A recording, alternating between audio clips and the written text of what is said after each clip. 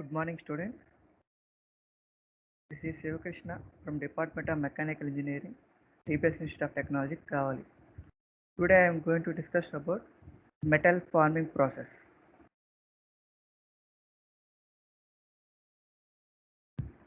Third BTech, second semester, subject metal forming process, Unit 1, Introduction.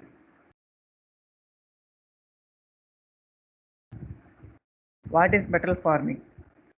The large group of manufacturing process in which the plastic deformation is used to change the shape of the metal in workpiece is called metal forming process. So the tools are die, apply stresses that exceed yield strength of the metal. The metal takes a shape determined by geometry of the die.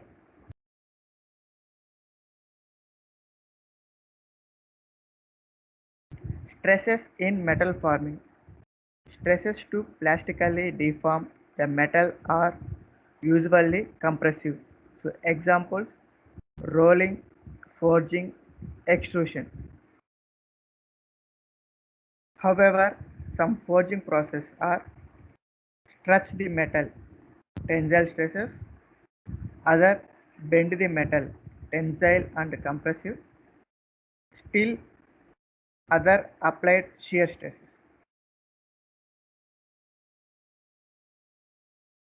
Material properties in metal forming. Desirable material properties: low yield strength and high durability.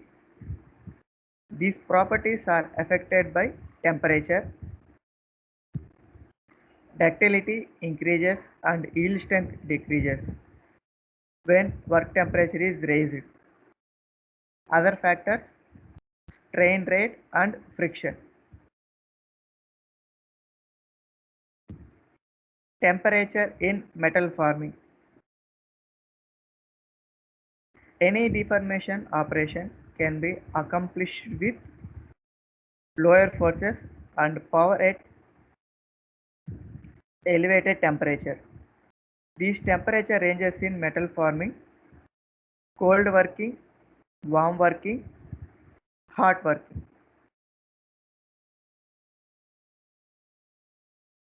So what is hot working?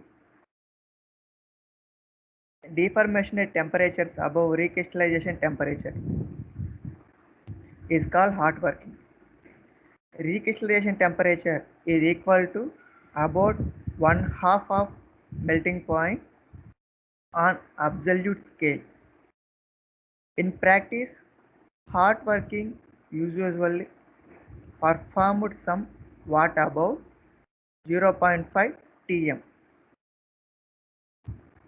Metal continues to soften as temperature increases above 0.5 Tm, enhancing advantages of hot working above this level. Why using hot working? Capability for sustained plastic deformation of the metal far more than possible which cold working or warm working. Why? Strength coefficient is substantially less than at room temperature. Strain hardening exponent is 0 theoretically. Ductility is significantly increased.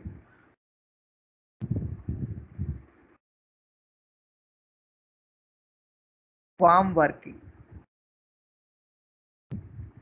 performed at temperatures above room temperature but below recrystallization temperature is called warm working. Dividing a line between cold working and warm working, often expressed in terms of melting point.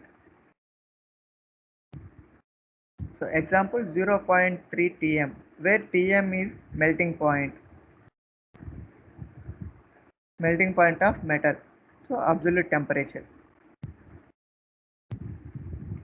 Advantages of warm working: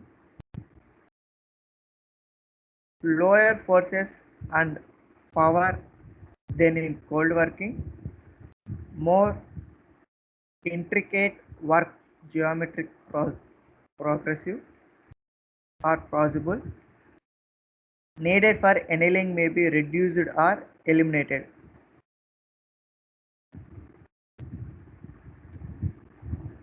Advantages in hot working versus cold working: work part shape can be significantly altered, lower forces and power required, metals that as usually fracture in cold working can be hard formed, strength and properties of product are generally isotropic, no strengthening of part occurs from work hardening. Advantages in cases what when part is to be subsequently progressed by cold forming. Disadvantages of hot working: lower dimensional accuracy, higher total energy required due to thermal energy to heat the workpiece, work surface oxidation, poor surface finish, shorter tool life. So these are the advantages of hot working. So what is cold working? Performed at room temperature or slightly above. Many cold forming processes are improvement mass production operation. Minimum or no machining as usually required. These operations are near net shape or net shape process.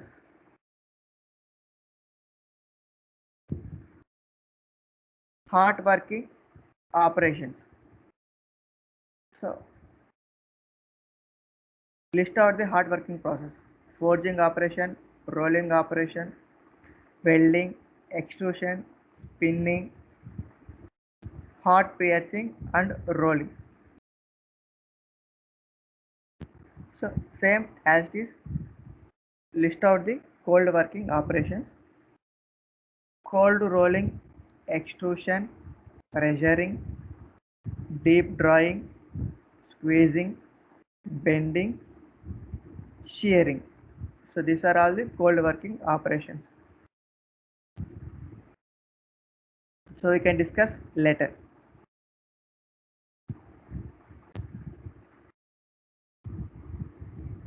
What is stress? The stress is defined as the force applied per unit area.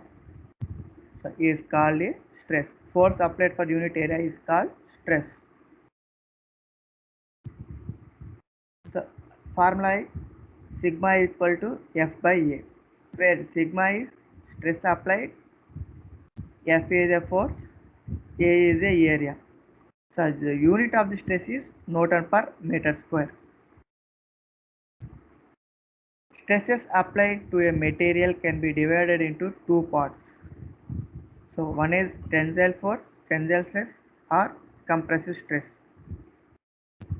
So what is tensile stress?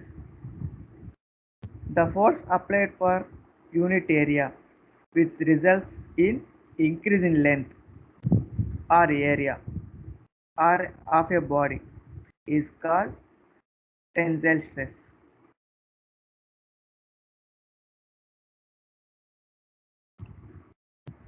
For seeing the diagram, tensile force applied for the both ends. The body will be, the length of the body will be increased. This is called tensile force. Next, compressive stress. The force applied per unit area which results the decrease in the length or area of the body.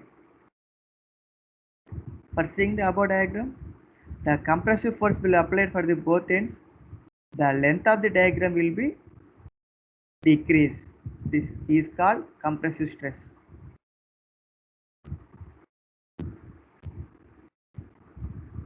So next, what is a strain? The ratio of change in length by original length is called a strain. Formula is sigma equal to delta L by L, where sigma is a strain due to stress applied, delta L is change in the length, capital L is original length of the material. The strain is a dimensionless quantity, as it just defines the relative changes in shape. Depending on stress application, stress expressed in the body, it can be two ways: tensile strain, compressive strain. The change in length or area of a body due to application of tensile stress is called a tensile strain. Next, compressive strain. The change in length or area of body due to application of compressive strain is called compressive stress.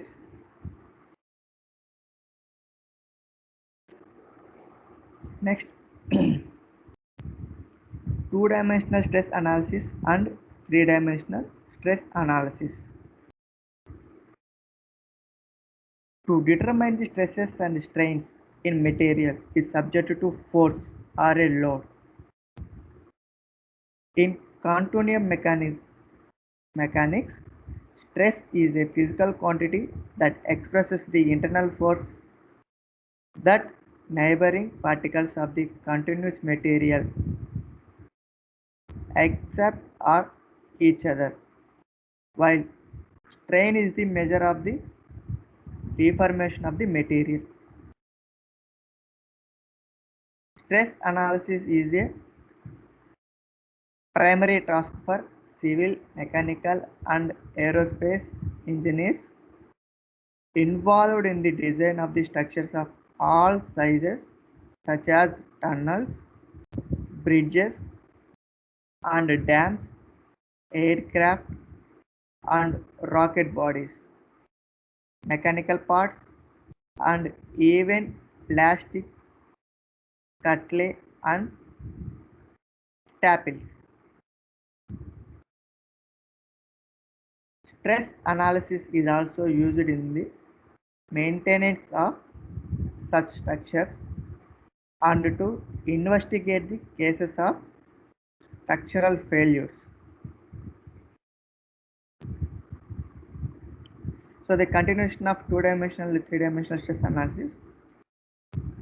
The input data for stress analysis are a geometrical description of the structure, the properties of the material used for its parts. The parts are joined and the maximum or typical forces that are expected to be applied to each point of the structure. The analysis may consider forces that vary with time, such as engine vibrations or the load of moving vehicles. In that case, the stresses and deformation will also be functions of time and space. Stress analysis may be performed through classical mathematical techniques, analytical mathematical modeling, or computational simulation, through experimental testing techniques, or a combination of methods. So these are the methods using for stress analysis. Next, relation between true stresses and engine stresses. When a ductile material is subjected to tensile stresses beyond a certain stresses, the cross-sectional area of the material decreases at a particular position in the material. That is, a construction develops at a particular position is called necking. The area of the specimen at the neck changes continuously at the load is increases or increased. The true stresses at any time of the load is the force divided by the instantaneous cross-sectional area at the instant of time. That is, true stress sigma T is equal to F by AI.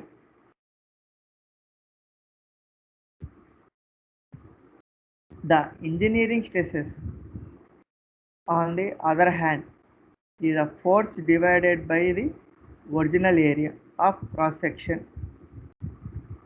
That is, engineering stress sigma is equal to F by A naught. The true stress, the true strain is defined by true strain sigma T is equal to ln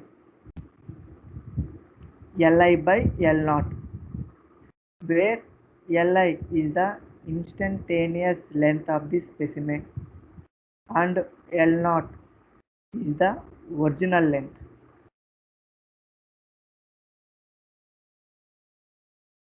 The engineering strain is given by sigma equal to Li minus L naught by L naught.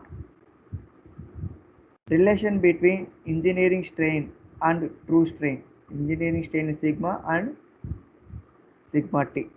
Epsilon and epsilon T.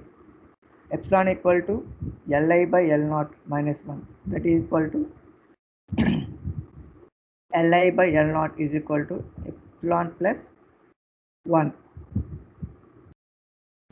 For applying log in, ln of Li by L naught is equal to ln into epsilon plus 1.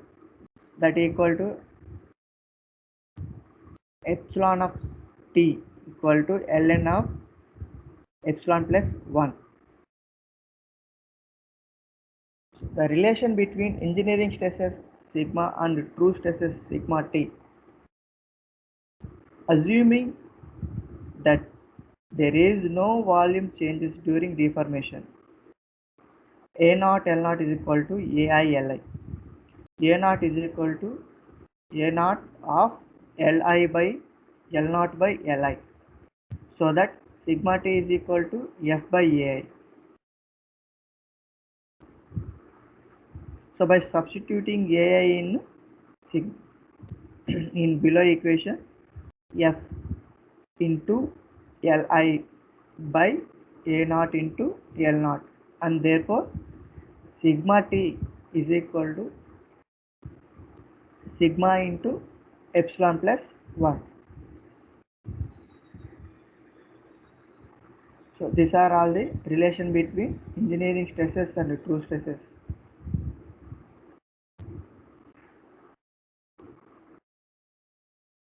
Thank you.